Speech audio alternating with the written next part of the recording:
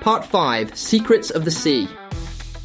By July, the boat had transformed from a sun-bleached relic into something closer to real. A patched hull, new ribs, a proper keelboard, all shaped by Clara's hands, Silas's tools, and the quiet afternoons spent sanding and sealing beneath a wide blue sky. Clara's arms were stronger, hands were rougher, her thoughts stretched farther than the shoreline now. She began to wake, not dreading the new town, but racing the sun to the cove, breathless with plans.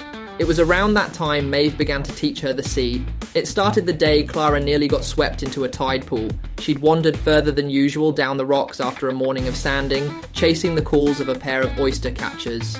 The beach was mostly empty, just the sounds of surf and sea wind and her own quiet humming. But she didn't see the slick moss until her foot slipped. She caught herself on a ledge, heart hammering, and was scrambling back up when Maeve appeared at the top of the rocks. "You're lucky!" she called down. Clara, breathless, looked up. "What?" Maeve pointed. "That pool at high tide, it fills in. The current sweeps hard. If you'd been down there an hour later," Clara swallowed. "I wasn't thinking." "No," Maeve said, "but you're going to need to, if you really want to sail."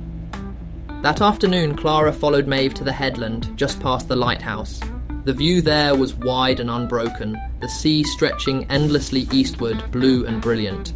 Maeve unrolled a tide chart.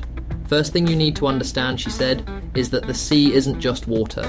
It's a clock. Everything it does is on a rhythm." She showed Clara how to read the chart, the symbols, the rise and fall, high tide and low, slack water and flood.